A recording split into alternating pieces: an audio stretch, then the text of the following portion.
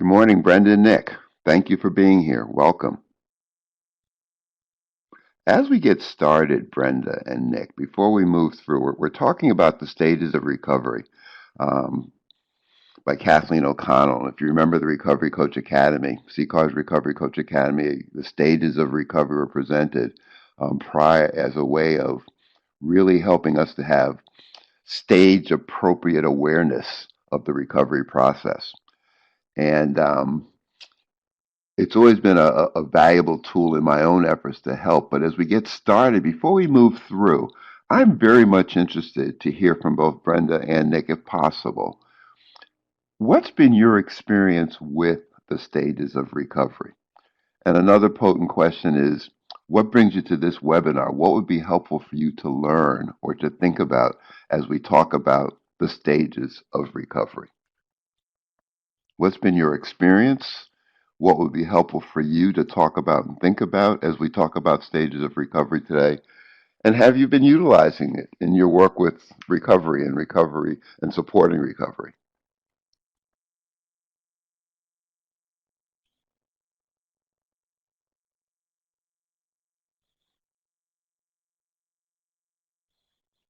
As both Nick and Brenda are typing, I want to remind people the stages of recovery are stabilization, deepening, misspelled connectedness, but probably wouldn't be able to fit it in that square if I had spelled it correctly. Integration are the four that we studied. And then another stage that Phil has developed and I added is fulfillment. We're going to primarily focus on stages one and two, stabilization and deepening. But I'm really interested in getting a sense of what's been your experience. For recovery, moving through the stages has not been easy, but this time I have breezed through them with a higher power. So you related to your own recovery, Nick. That's a good thing. Are you working with others at this point, and are you sharing what you're learning? And clearly, as you move through your own stages, I'm always cautioning people to be at least a couple of stages, or a couple of paths ahead of the people that we're helping. Language use for family has painted a picture of lockstep process and not fluid. Help me to hear that more about that, Brenda. The language used for family has painted a picture of lockstep process, not fluid. Ooh, barn.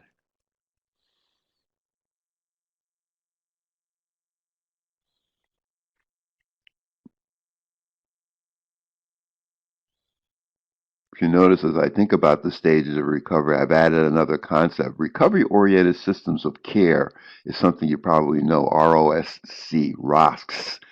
However, in thinking about the stages of recovery and the way I have come to utilize the stages of recovery in my own humble effort to help recovery processes, I've identified a concept called recovery occupation supporting care.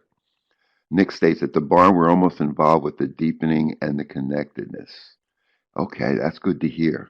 That's good to hear. So, as we move through the stages, clearly utilize your own experiences in helping us to understand how these stages might be helpful for you. Must go through our stages. Written, can't slide back and forth as it's seen as failure. Wow. Wow. Wow. What do you think that's about, Brenda? Because that's interesting to me. Because for me, it's really about a fluid process that many times we might take a couple of steps back, get rocked backwards, and yet have not really lost our place on the path. Is that more in the thinking of families struggling with the concept of the process? Um, when you're talking about can't slide back and forth, or it's seen as a failure. Okay, I think I get that. I get that. For families, they are seeing a finish line or a race. Wow. Great information. Great information. Recovery is back and forth. It's up and down. It's not a linear process as we talk about it. This is very helpful, folks. Keep it coming. Good morning, Ken. Welcome. We're just getting started. We're looking at the stages of recovery, Kathleen O'Connell's work, and looking at its application to our efforts to support recovery. And that's clearly what I'm coming from today. Good morning, Ken. Good morning. Good morning. Journey. Okay. That's been helpful. I've asked people up front to, I agree with you, Nick, but I am speaking for families that I work with and how they assume stages work. Okay, good. Let's talk. Let's continue to have that conversation because I'm particularly interested. Families are critical to this process, and in many ways, I also want us to think about as we move through the stages of recovery. Are there stages of do these stages of recovery also apply to family systems? That's an intriguing concept. It's an intriguing concept. Great. Let's move and see what we're offering today. When you think about the stages of recovery, occupation supporting care, over the next hour, we're going to explore Kathleen O'Connell's contributions to our understanding and science of supporting recovery. We're going to discuss O'Connell's stages of recovery. We're going to identify ways to apply and practice the science of the stages of recovery in performing the peer recovery coach roles of role model, mentor, lifestyle consultant, problem solver, and truth teller most particular. That's not to say that the stages don't apply in other of the roles, but clearly for me, these roles are paramount to our ability to utilize and appreciate the stages of recovery. Any thoughts or questions about where we're going, folks? I'm particularly pleased to talk about this because Kathleen O'Connell had a tremendous impact on my own recovery process. She was someone who I had 40 to 50 hospitalizations, most of those at Connecticut Valley Hospital here in Middletown, Connecticut. And through the course of those 40 to 50 hospitalizations, I went through many psychoeducational groups, and several of those groups centered around the stages of recovery. In fact, when I first started doing Recovery Coach Academy years ago, I was very much surprised but also pleased with this stages of recovery being included in the curriculum. It's been familiar to me both as a person um, seeking and working a recovery process, and also I found it years after I was in that process as a resource that I used in working with others. So I've had tremendously, I would say, I've used O'Connell's work throughout the course of helping myself as well as helping others. So I have a great affinity for this work. So please, let's move through. As we begin, you hear me talk more and more as I do the Recovery Coach Academy. For me, this is so much about this undivided mind diagram that you see. It talks about science and it talks about art, and the ability to move from science to art is wonder. That's the undivided mind. I wanted to show you that in a more colorful picture. The wonder is still there in the middle. This is the science and the art come through. When I'm thinking about the science as it applies to the work that we're doing, the science is what to do. We get much of that science in our work and through trainings, through what we got at Recovery Coach Academy, and hopefully as you continue to learn and grow, you'll get it as you continue to learn and do and teach recovery. Whereas the science is what to do, the art is how to do. And for me, I want this work to be very practical. For me, I want us to collaborate around these issues so that we can help each other to understand how to get teased through that wonder. I'm learning this information about how to help, what to do to help. How do I do that? How do I develop my own art of coaching recovery? And for those of us in the process, how am I developing and living my own art of living a recovery process? So with that in mind, I go to this diagram. This is the art and science of coaching recovery as I think about it now. And what you see on the left-hand side under the science and the what to do are the elements, the modules, the science of recovery as it's presented in Recovery Coach Academy. Active listening, spectrum of attitudes, what is recovery, what is a recovery coach. I've highlighted stages of recovery because that's our focus today. Stages of change, cultural responsiveness, motivational questioning, self-care, recovery capital planning, skills and strategies, which is the science that supports recovery. Any questions about this concept, folks? Because for me, it makes big sense, but I want to get a sense of how you're experiencing it. Does it make, I want you to think about how am I developing my art of coaching recovery? How have I developed my own art of living recovery? I believe that we live recovery, we learn recovery, we live recovery, we lead recovery. And as a person who's a peer coach, I am leading a recovery process many times based upon my own experience. Okay. Any thoughts, questions, or comments? The art and science of coaching recovery, specifically focusing today on the stages of recovery. And what's most important is that we find a way to be able to utilize this information so that we can work with the people who we're making an honest effort to help.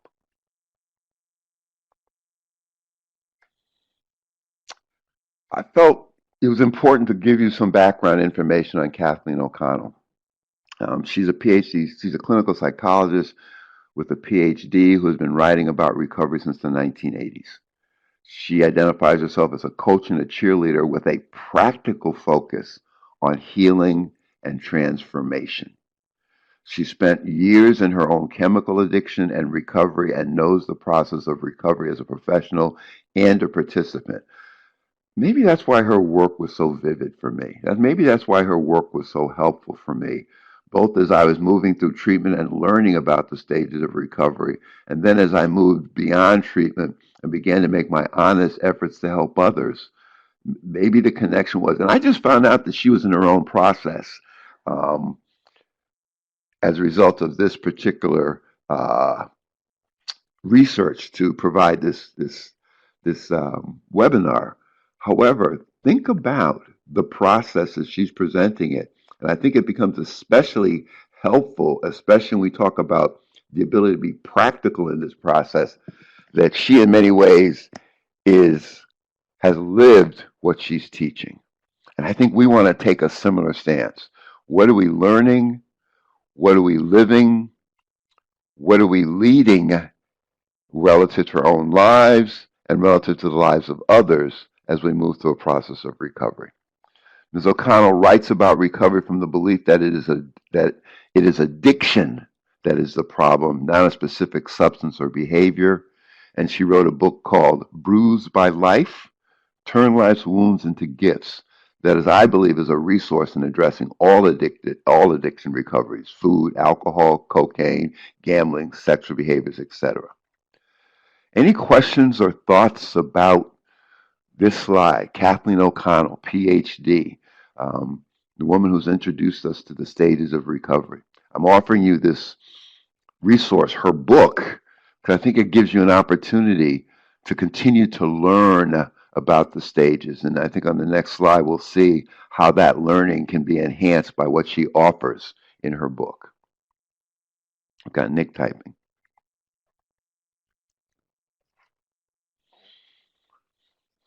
Well, aren't we all when we enter this process, Nick? I mean, take it upon yourselves, folks, to look at your own process.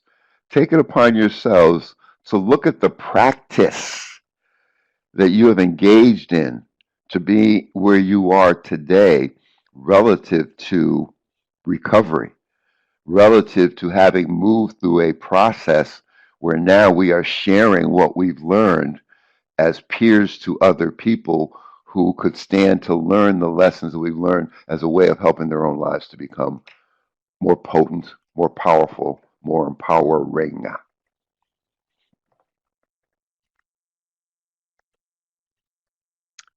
I just thought I'd throw in the cover of the book, Bruised by Life: Turn Life's Wounds into Gifts by Kathleen O'Connell, PhD. It was actually Phil Valentine explored and researched and found that Miss O'Connell had written the book. I had never even thought about looking for it. It was enough just to find the stages of recovery on my own path. But I've since bought the book and probably about a third through it, and it adds to what I know. It adds to what I'm learning. Kathleen O'Connell. Her book, Bruised by Life, Turn Life's Wounds into Gifts, breaks down each stage of recovery and provides specific examples of the kinds of changes that can happen in each stage. This goes beyond what we've learned and what we were offered in Recovery Coach Academy. We're going to go through what we saw, the different stages, the 5 stages of recovery. We're going to go through those as a review. However, again, I encourage you to take advantage of this resource because she offers information beyond the information that is offered in the stages of recovery as it is presented in the Recovery Coach Academy, because her book goes very much beyond. And again, she incorporates many types of processes of recovery from many different types of addictions. Bruised by Life offers stories showing how the stages blend and glide into each other. I think this is a part of it might be potent to have parents and families to think about this process of stages blending and gliding into each other, which doesn't necessarily mean we complete them. It just means that it's a process of helping us through. It's a process of involving and engaging in a process that builds on a process that builds people. Again, Phil says, build people, build people. For me, much like Recovery Capital, I believe the stages of recovery are building blocks for a recovery process that everyone takes and everyone engages in their own pace, in their own ways. And I'm thinking families included. I'm really happy that you brought that to fore, Brenda, because I'm really thinking about, and please help me to tease it out, folks, as we go along. What about these stages of recovery for families? Maybe that's something we want them to teach us as we help them to look at what they look like. Bruised by Life is for those who understand that they have an addiction and who want a roadmap of a way of turning wounds into gifts. For me, wounds into gifts is like finding the blessing in the curse of addiction, finding the blessing in the curse of a process of recovering from addiction. Help me to hear what you're seeing and hearing relative to Bruised by Life, relative to Kathleen O'Connell, relative to your own experience. How are you engaged in your own process of recovery, and how well are you able to identify with the stages of recovery as you remember them? And we'll visit them in a minute. Help me to hear any questions, thoughts, or comments on anything we've gone through so far. Initially, what we're really looking at is I'm giving you some background on Kathleen O'Connell. I think it's important and critical, but clearly I am absolutely suggesting that you want to take a look at Bruised by Life from the stance of someone who is looking to someone and looking at someone who has in our own recovery process. I think in many ways, Kathleen O'Connell is a very powerful role model.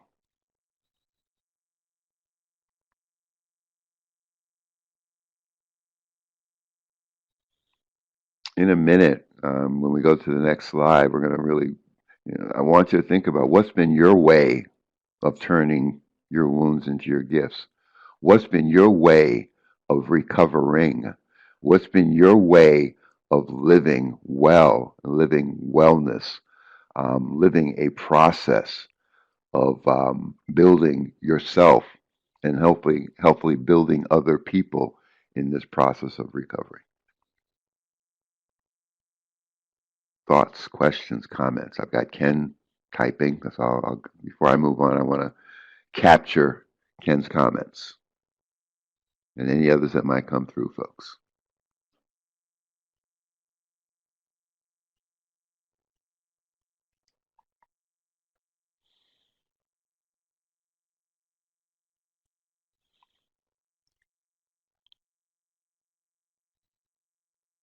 If you notice, I enjoy diagrams. When a concept is to be learned, I find myself Googling images that relate to the concept.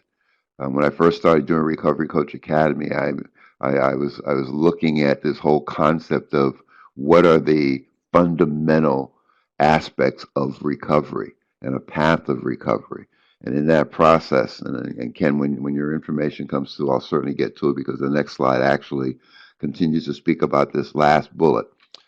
I'll be working with MAT providers, educating and staff and clients about MAR, medically assisted recovery via stages of recovery, and myself and my recovery. What's MAT, Ken? And what's MAR? Okay, medically assisted recovery is MAR. MAT would be, wow, wow. Okay, medically assisted treatment. What a powerful learning, doing, teaching activity. Thank you, Nick. How's that working for you? It saved my life. Thank you, Nick.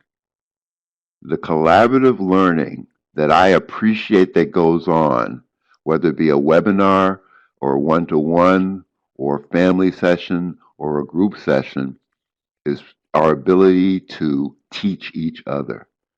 When you say medicated assisted recovery has saved your life, Nick, as you think about your own process at this point in time, I assume as a result of being in a training for recovery coaching, you are looking to coach others.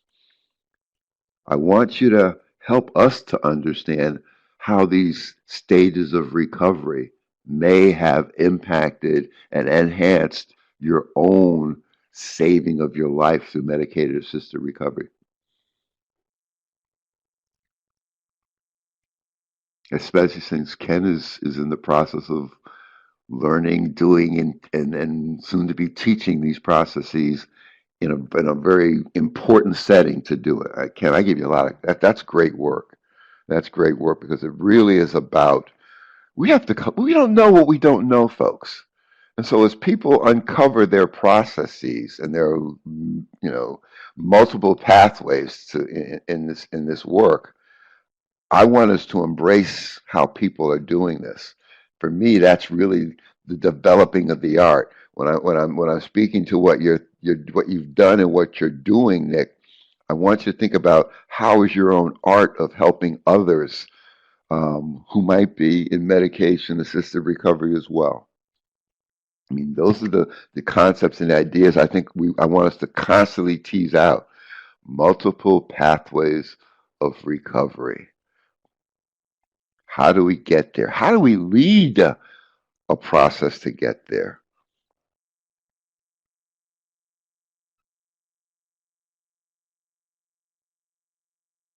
What is needed to be successful in MAR?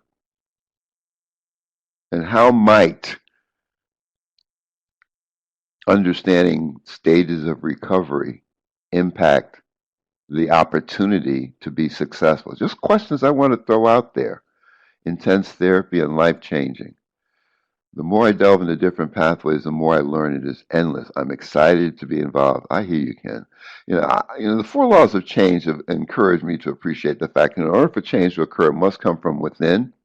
It must be preceded by a great vision of what that change will look like.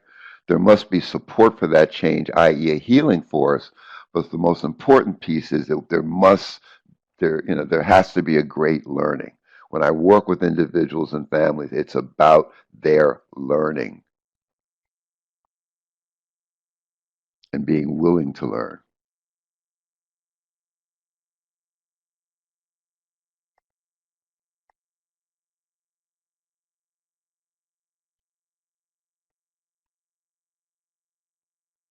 When you speak to intense therapy and life-changing skills in medication-assisted work,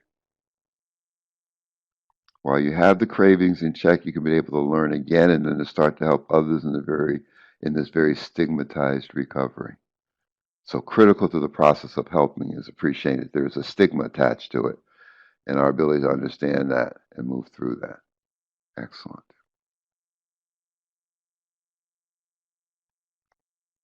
Road to recovery. I think this came forth from one of the government agencies, but it's a an image that I play with a lot. But what it really does is it demonstrates the 10 components of recovery: self-directed, individualized and person-centered, empowerment, holistic, non-linear, strength-based, responsibility, peer support, respect, and hope. I introduce it at this point because I want us to think about the question, how do you help recoveries along their road to recovery? I see recovery, helping recoveries and helping recovery as a humble effort to lead pathways. And if we're going to lead a pathway, I think it's critical that we've lived the pathway and we've learned as much as we can about pathways, with the generalized components of a pathway being what you see in this image, what you see in this diagram. So I'm constantly asking myself, how do I help recoveries along their road to recovery? And that's so much the central issue as I think about our ability to learn as much as we can learn about what recovery looks like. And that's where the stages of recovery come in.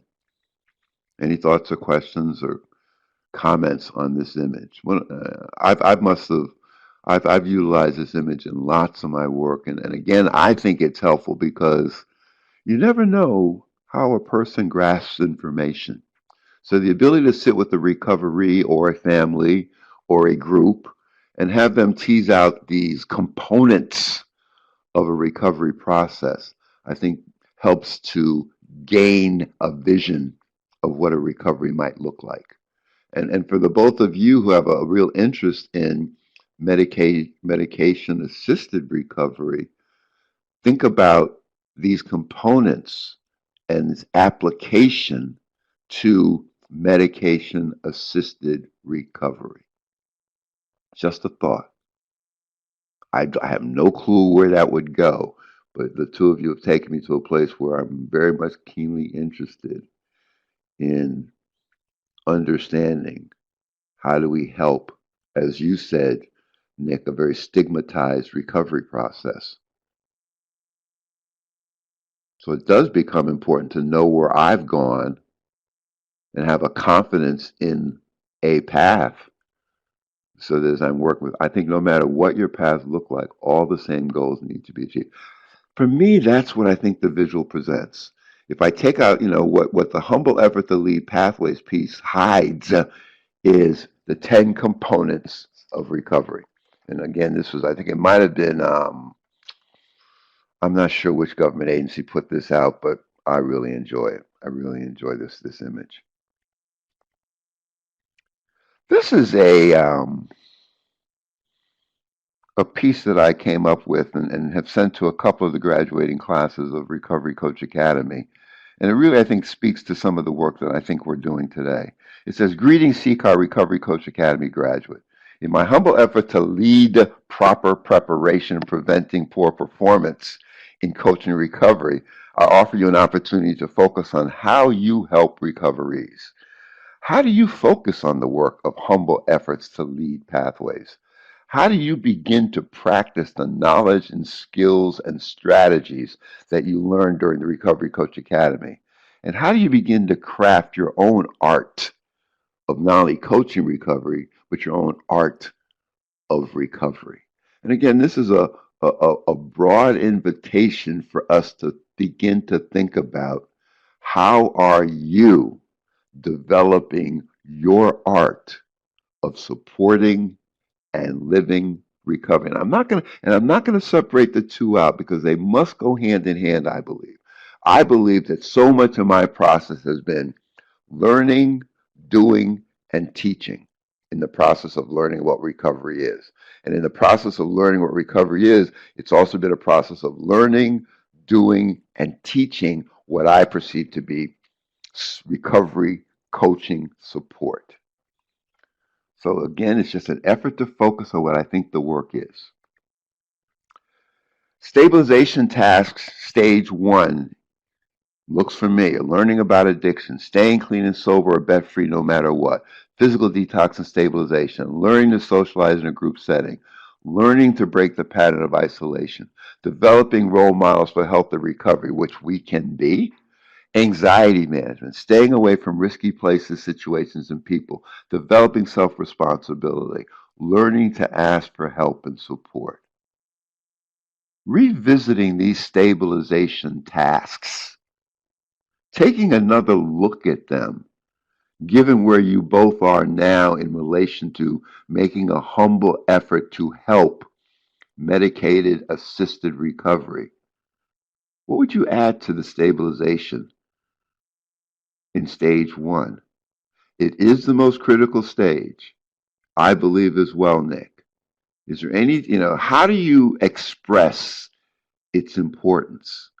How do you engage a person who may be assisted in their recovery, yourself included? When you, how much, I think a better question, let me take all that back. A better question would be, I would welcome your developing your own story related to the stages of your recovery, Nick. I think that would have value to the work that Ken's doing. I think, especially since you're experiencing success. Again, I think we all have our own ways of helping. And as you think about, Nick, developing your own art of coaching recovery, um, think about it in relation to your own process and think about it in relation to helping the process of others who also may be MAT um, focused. Being stabilized on an appropriate dose of medication is number one. Excellent.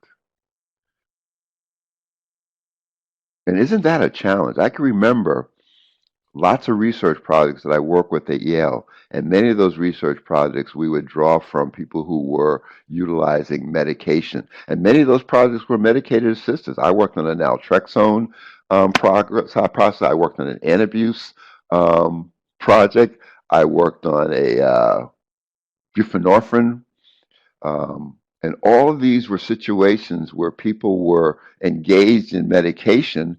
But yeah, and when I think back at it, so if we were to add a stabilization task in stage one of recovery, it would be stabilizing for an appropriate dose of medication. Is that something you talk with people you help a lot, Nick? 'Cause I think it's a potent concept.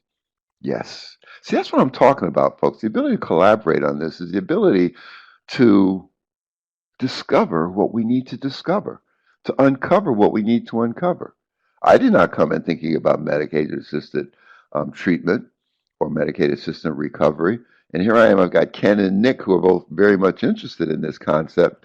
And I think it's helping me to more explore and discover between the science that I've learned in helping recovery and how I can begin to develop my own art. You're helping me to wonder how this moves through. And again, it goes back to that diagram that we looked at earlier.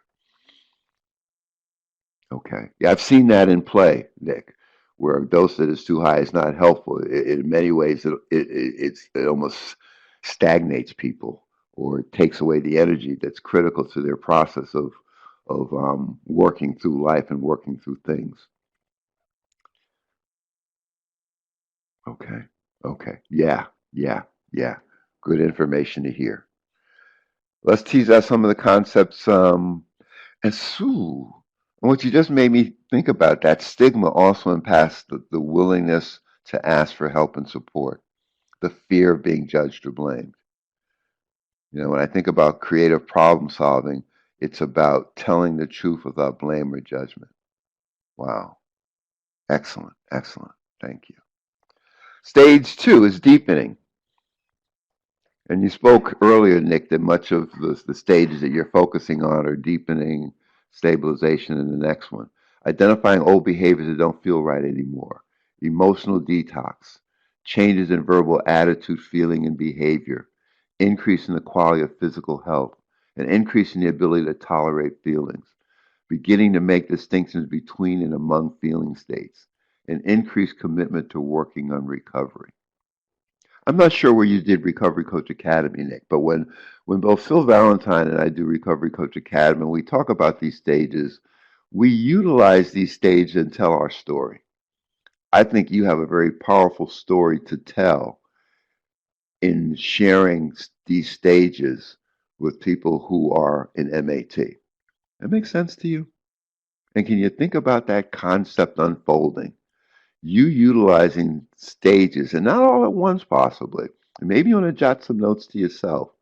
But clearly, I want you to think about capturing the importance, the learning, the doing of each of these stages as it has applied to MAT. I think what a powerful resource and opportunity that would be for someone like Ken, who's going to be, sharing this information with um, agencies that are doing this work, is as a way of helping to expand, as I'm assuming, the whole concept of coaching recovery. Any thoughts or questions about the deepening tasks that are in stage two? And I emphasize the word tasks because I'm going to take that to another element as I talk about my own work in utilizing these stages of recovery.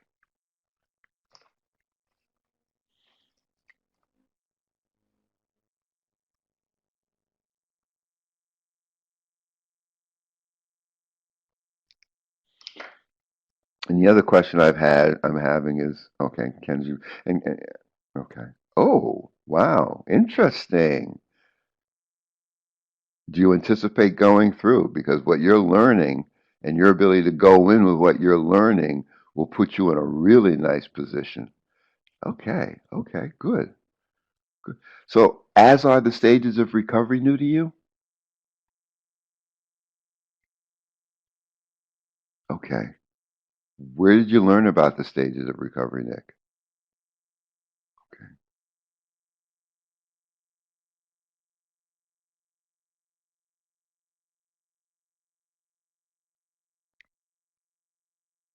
excellent. And through the groups and the education that you've learned about recovery coaching, advocacy work, can you identify with these stages and the tasks of these stages in your own recovery process?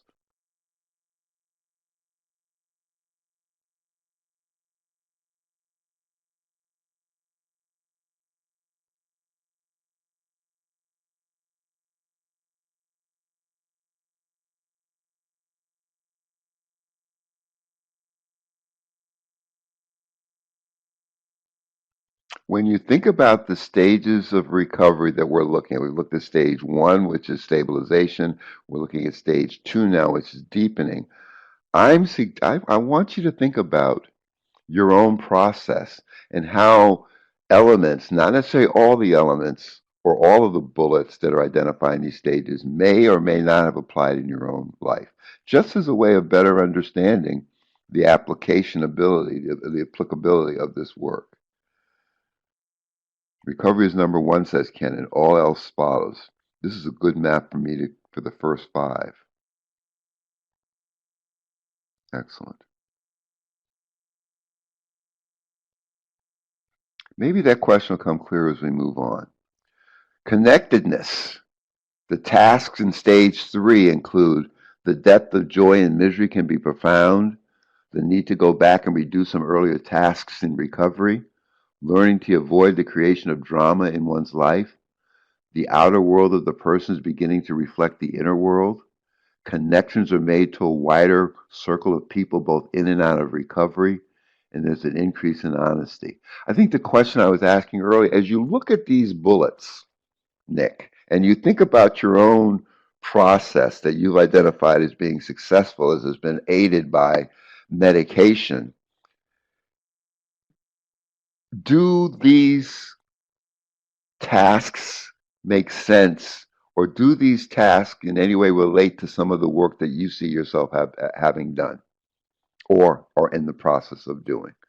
And even given that you've not attended Recovery Coach Academy as of yet, and however, you seem to have a real interest in coaching recovery. And it sounds like you're already doing it, or am I wrong?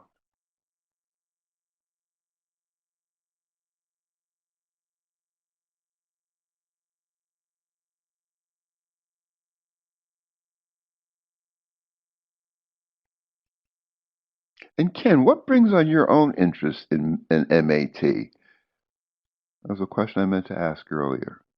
Beyond the efforts to teach and guide and help others to appreciate the, as I'm understanding possibly, the place that coaching recovery has relative to the stages of recovery.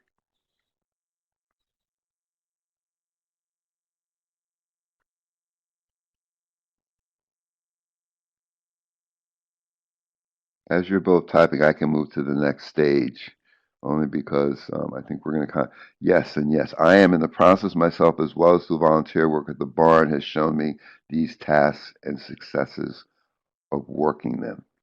Good, good, good. Wow.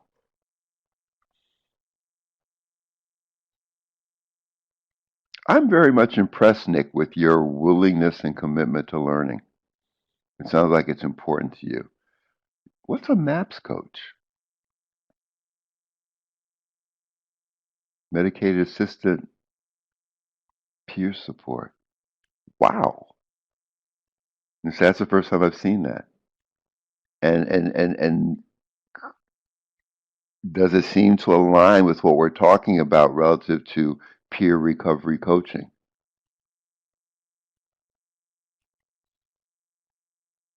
Yes.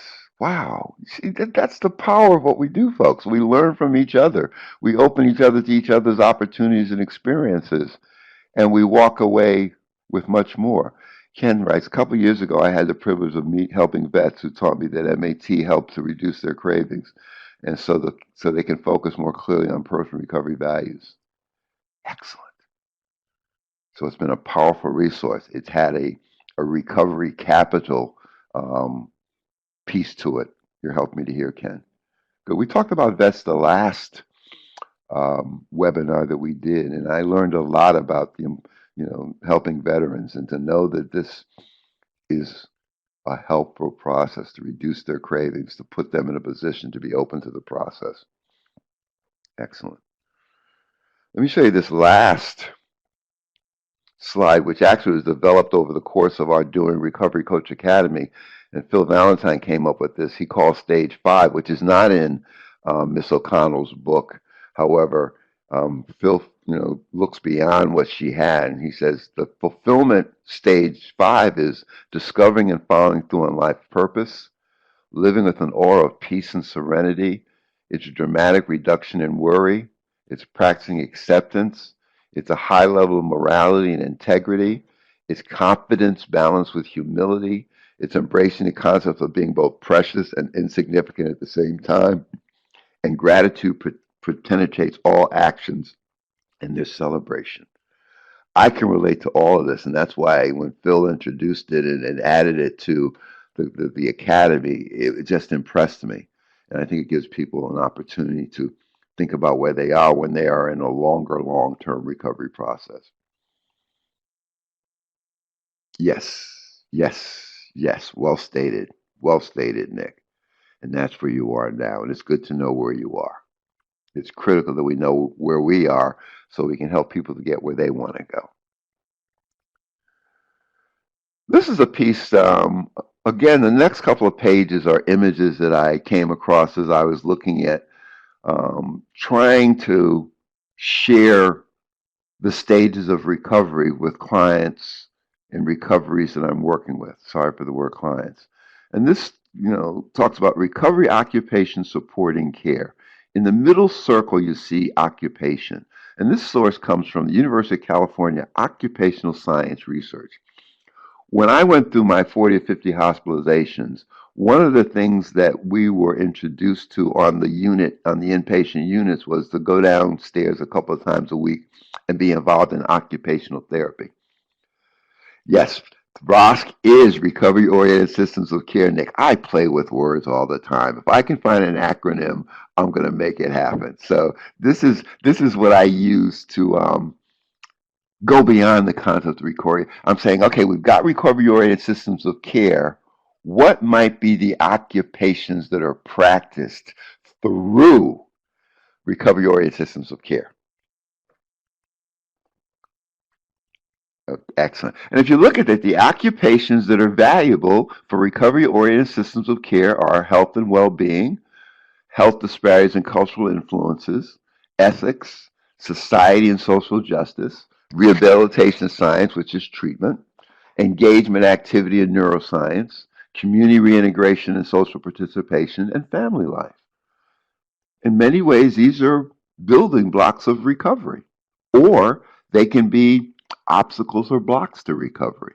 And again, as people who are peer supporters to recovery, we want to know these core concepts. We want to know these core potential occupations of our time and recovery's time so that we can remove the barriers or enhance a person's ability to best utilize these resources. Again, it's recovery occupations that I'm focusing on. What are the occupations of living that support a recovery process? That's all this is about for me. So when we stretch that concept, this is again University of California Occupational Science Research. When I saw this, it just blew my mind because in my social work training, I worked with people. I was identified with the ecological approach to social work practice, and what that says is that we've got a person who is in an environment, and how do we help the person make the best fit in their environment? And isn't that critical to the process of supporting a recovery process, especially when we talk about the stigmas and the blocks that might be presented when a person is utilizing MAT? Does that make sense, folks? It's critical that we think about the blocks as well as the environment in which people are making an honest effort to get recovery. My role as a recovery coach is to help people to navigate these systems. So when I think about it, two key pieces for a person's recovery process, and I know William White speaks to this, are well-being and quality of life. This diagram from this in occupational science research identifies well-being as being physiological, cognitive, things inside the person, spiritual, neurobehavioral, and psychological. That's what the person has in them. Those are the what I call the personal responsibility pieces. And yet, in developing those personal responsibility pieces, i.e., the person, we have to find a way to do that within a social or an environment which are the extrinsic, outside of ourselves factors. This includes social support, including family and friends, social and economic systems, culture and values, built environment and technology, and natural environment, which impacts quality of life. As a person helping a person through recovery, and as a person who's living through my own process of recovery, well-being and quality of life are critical issues. I do a lot of questioning through assessments with people that I help so that they can get a clear sense of where they are in the moment relative to their well-being and their quality of life. And that's a way to begin to impact the environment.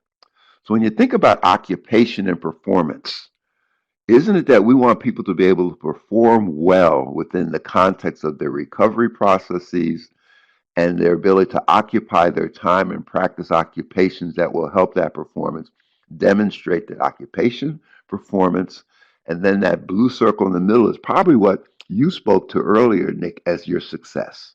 I think we are successful when we're able to empower ourselves relative to well-being, relative to our quality of life, and find occupations of daily living that help us to maximize our performance in living well. That's what that diagram speaks to for me. And in many ways, it's the connection that comes to the next page for me. When I talk about stages and occupations of recovery in Kathleen O'Connell's work, and this is an image, and I'm sorry for I think I can get a better image of this, but I think we can see it. Remember the stage one stabilization, where initially those were identified as tasks. I share this with recoverees and help them to think about what are the occupations of daily living? What are the activities and the actions that I might take to stabilize my recovery? Okay. Thank you. Thank you. Thank you.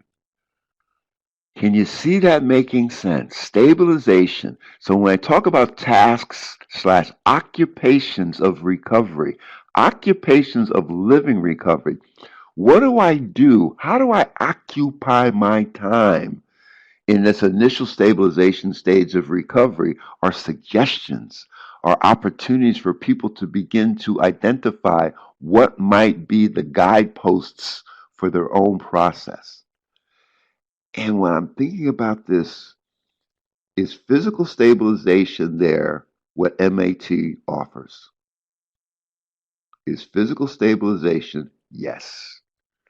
And are there other pieces of these tasks and occupations that apply or have applied, Nick, in your own process?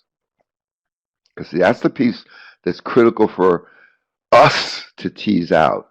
And with both you, Nick, and Ken, I think stepping into the forefront with a focus on MAT and MAP, I mean, there's such a powerful opportunity here. So think about stabilization, the tasks and the occupations.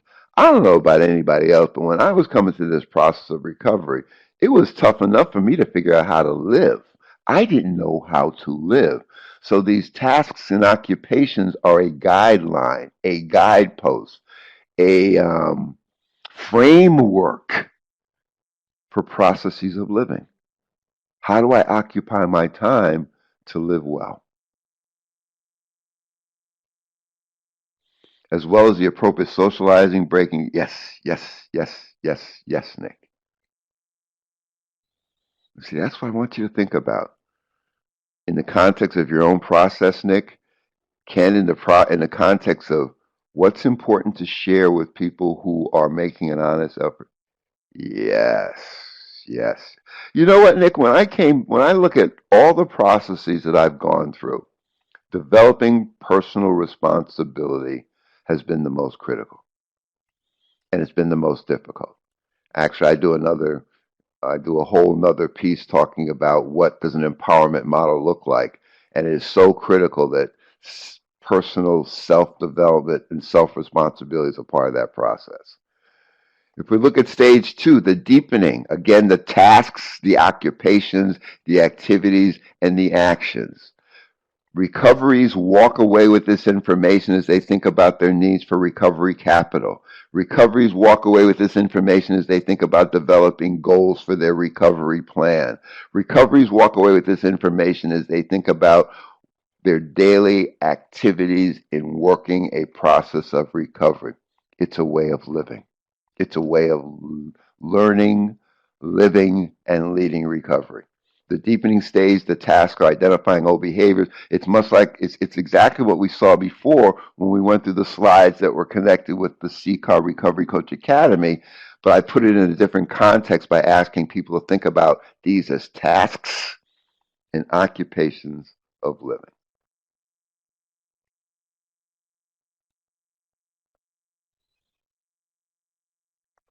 Stage three, connectedness, same thing.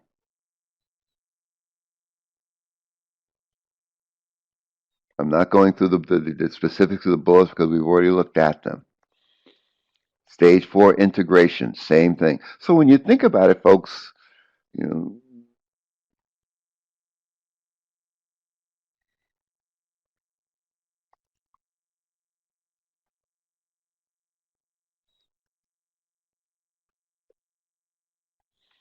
Art Woodard's email address is soulhelp@me.com. I I enjoy learning. I enjoy collaborating on learning.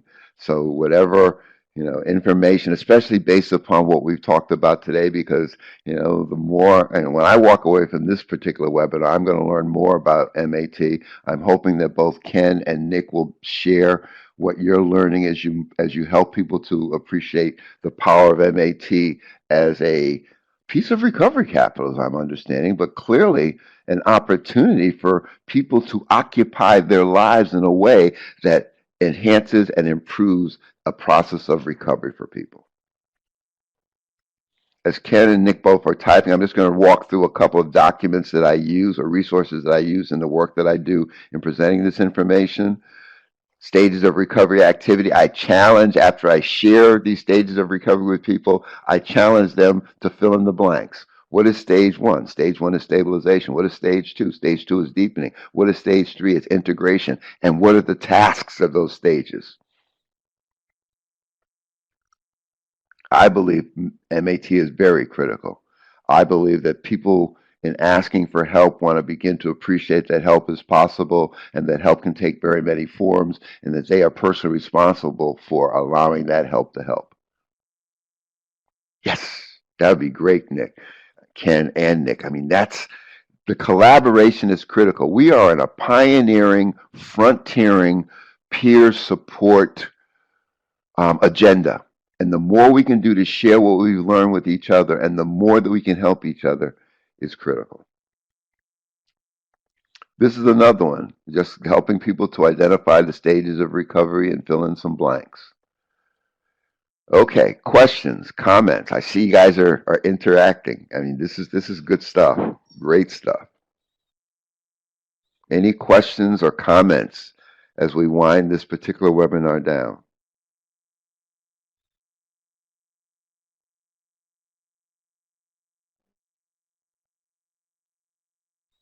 I hope it was helpful, Nick. I came in loving it because it was giving me an opportunity. And again, thank you, Stacy, for recommending this.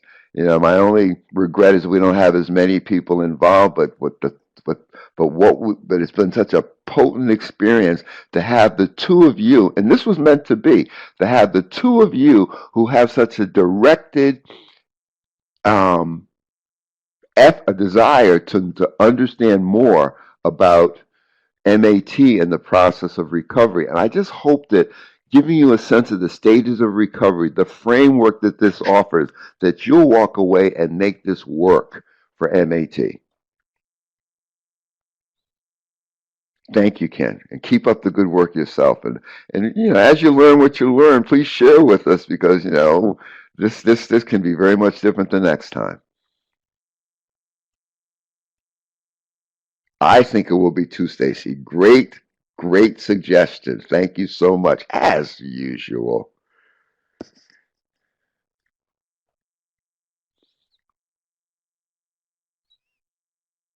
I believe so, and I think it's collaborative work. And I'm please follow through, folks, on connecting with the connections that are going to work for us, so that we can face this epidemic.